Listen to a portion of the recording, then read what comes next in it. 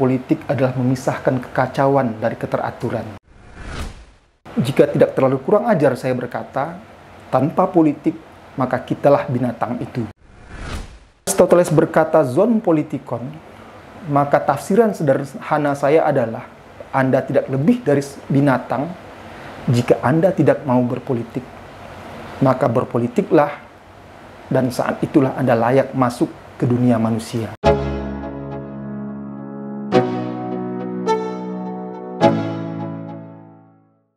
Kawan-kawan, ini adalah volume pertama dalam serial pemikiran politik Indopol Survey and Consulting.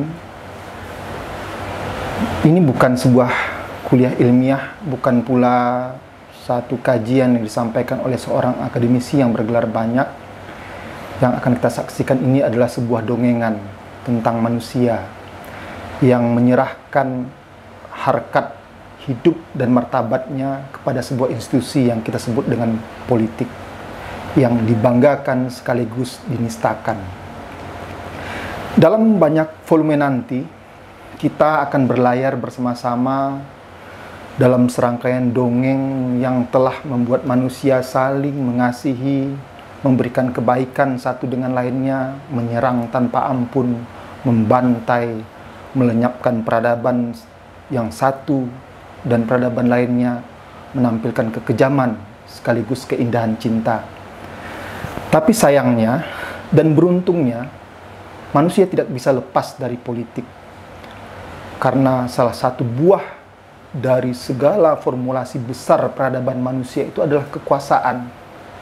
Kekuasaan adalah politik, adalah produk terbesar dari politik.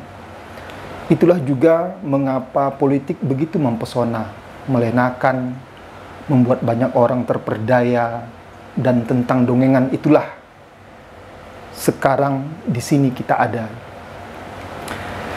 Kita tidak akan menyajikan pemikiran politik dengan kerumitan-kerumitannya, karena saya yakin Sokrates adalah seorang sufi jalanan yang berbicara dengan orang-orang biasa, bertemu dengan orang-orang di pasar, membicarakan tentang kebenaran, tentang moralitas, tentang keadilan, di teras-teras rumah, di gedung pertemuan, di gedung-gedung pemerintahan, bahkan di kedai-kedai minum. Karena politik adalah tentang mengurus manusia-manusia biasa. Sokrates bukan seorang demigod, bukan pula seorang dewa yang turun ke bumi mengkhotbahkan filosofinya kepada manusia.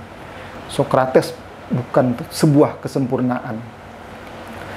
Begitu juga dengan Pericles, Plato, Aristoteles, Marx, Machiavelli, John Locke, Bentham, Mill, dan yang lain-lainnya. Mereka adalah orang-orang biasa yang mungkin lebihnya daripada kita adalah mereka terbiasa berpikir saja. Berpikir politis itu mudah, dan dengan kemudahan itulah mestinya kita memikirkan tentang politik. Setiap orang pasti secara sadar atau tidak pernah bertanya-tanya mengapa politik harus ada.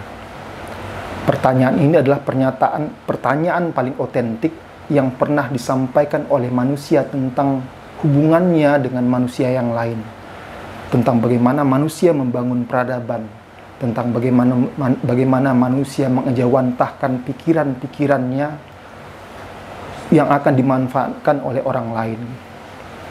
Dan jawaban dari pertanyaan yang otentik itu telah diberikan secara simultan sejak pertama kali pertanyaan itu diajukan. Tetapi jika kita tidak terlalu ingin berrepot-repot berfilosofi tentang politik, mendengarkan jawaban bertele-tele dan menjungkir balikkan nalar dengan kelelahan dan kerumitan, atau kesulitan menemukan jawaban para intelektual yang sangat ilmiah dan akademis, maka kita bisa menemukan jawaban itu di sekeliling kita, di lingkungan kehidupan kita sehari-hari.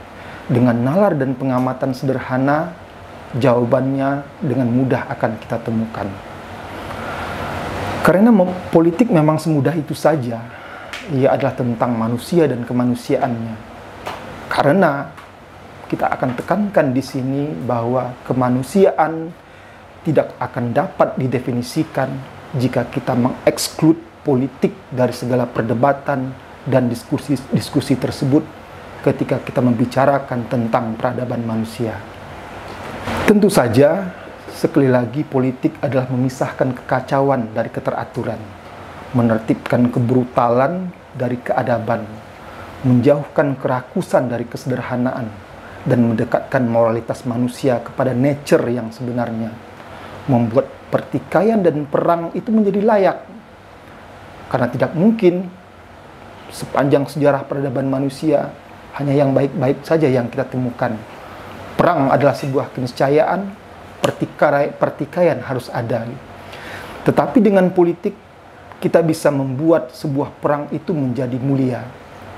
Bisa yang menang menjadi beradab, dan yang kalah pun merasa layak menerima kekalahannya.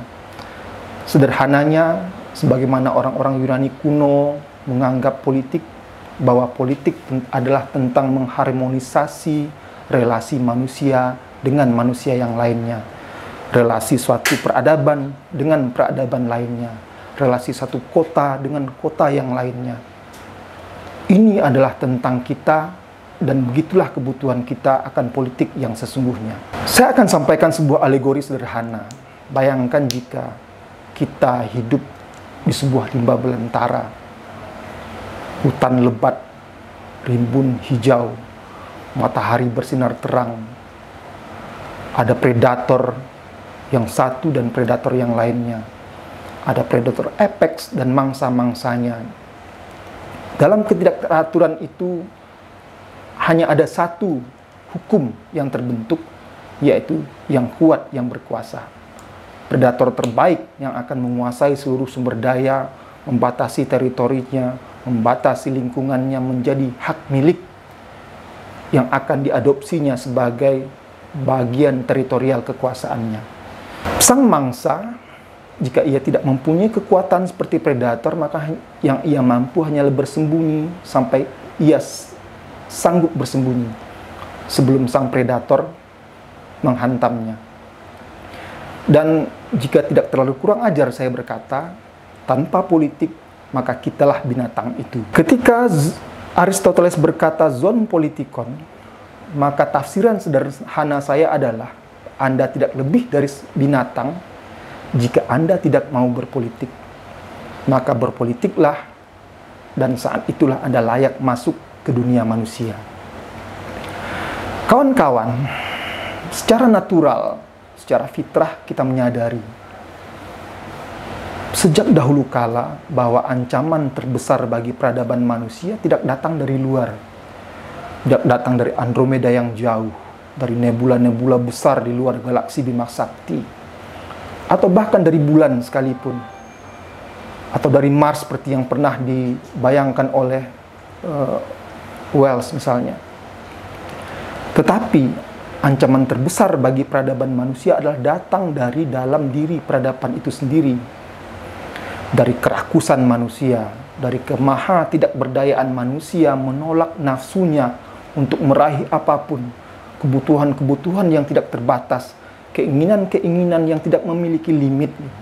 Untuk itulah politik memberikan formula yang tepat bagaimana kita mengatur hubungan antar manusia tersebut. Dorongan nafsu manusia ini yang ingin memiliki sekian banyak sumber daya, yang akan mengkonsentrasikan kekuasaan pada tangannya tanpa politik, maka sang predator apex tadi, sang predator terkuat tadi akan mencengkram kehidupan manusia dan membiarkan yang lemah terbengkalai, membiarkan yang lemah tidak dapat memiliki apa-apa. Maka harus ada yang mengontrol keinginan-keinginan tak terbatas itu. Semua kita pasti menyadari secara sengaja atau tidak, itulah yang mewarnai perjalanan sejarah kemanusiaan kita. Dan kita mempunyai keinginan bahwa kita harus membentuk masyarakat yang beradab agar kita bisa hidup teratur, saling menghargai satu dan yang lainnya, memiliki rasa hormat dan kehormatan, menyadari bahwa kepemilikan seseorang itu tidak boleh dirampas secara paksa. Dengan itu kita menyadari kita harus memiliki sebuah hukum yang akan mengatur consciousness tadi, yang akan mengatur kesadaran tadi. Tetapi hukum saja tidak cukup, tidak akan pernah mencukupi, karena kita membutuhkan sebuah tangan kekuasaan yang akan mengenforce hukum tadi, yang akan menegakkan hukum tersebut, agar sekali lagi yang lemah terlindungi dan yang kuat tidak berbuat semena-mena. Bagaimana memformulasikan semua itu? Kembali kita akan mengatakan bahwa politik adalah jawabannya. Dan tentu saja, saya berpikir tidak akan pernah cukup afdol kalau kita membicarakan politik tanpa membicarakan Yunani kuno. Tapi tentu saja tidak keseluruhan Yunani, karena Sparta itu bukan politik yang layak kita ikuti. Karena tidak semua Yunani itu seberadab Athena. Karena Athena memang tidak akan pernah menjadi sempurna seperti yang kita bayangkan, yang pernah diajarkan selama ini. Karena sejarah selalu berkata tentang manusia, sejarah terlalu mengajarkan tentang manusia. Dan dengan itulah sejarah selalu menceritakan tentang ketidaksempurnaan, tidak akan pernah menceritakan tentang the perfect world atau dunia yang sempurna yang selalu kita bayangkan. Kawan-kawan, kadang kita bertanya-tanya, mengapa kita harus selalu merujuk jauh ke belakang? Tidakkah kita bisa hanya hidup dengan saat ini saja? Siapakah kita tanpa masa lalu? Bagaimanakah kita mendefinisikan identitas kemanusiaan kita tanpa orang-orang terdahulu? Dalam hal politik, di Athena lah semua ini bermula. Istilah politik itu lahir dari peradaban mereka. Istilah demokrasi yang acap kali keluar dari mulut kita lahir dari kehidupan di Athena. 2 milenia lebih yang lampau.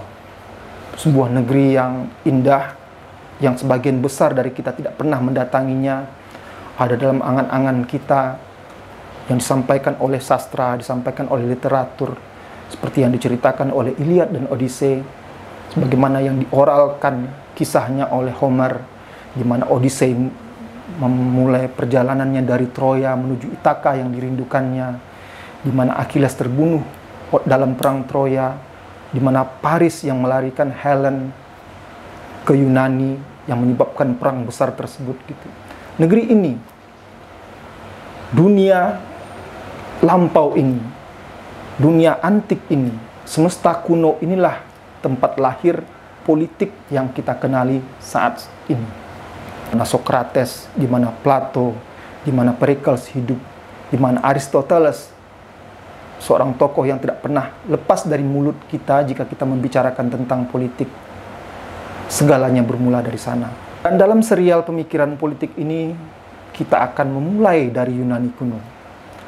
Dari Pericles dengan pidato pemakamannya yang sangat terkenal, Plato dengan republiknya, Aristoteles dengan politikanya, dan pemikir-pemikir politik lainnya hingga kita memasuki sebuah milenium baru yang ditandai dengan kelahiran Yesus, yang dimulai dengan pembentukan kekaisaran Romawi kuno, kemudian masuk kita nanti kepada pemikiran Kristen di abad pertengahan, begitu juga dengan pemikiran-pemikiran politik di era Golden Age-nya Islam.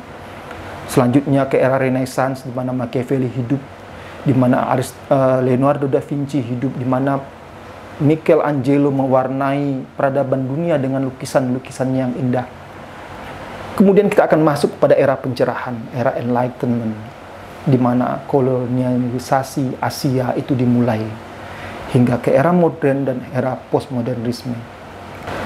Kawan-kawan yang menyaksikan sajian ini, tentu saja kajian kita ini, jika layak saya sebut ini sebuah kajian, atau lebih ingin saya sebut sebagai sebuah dongeng, tidak akan pernah mencukupi dan meliputi semua khazanah pemikiran tersebut.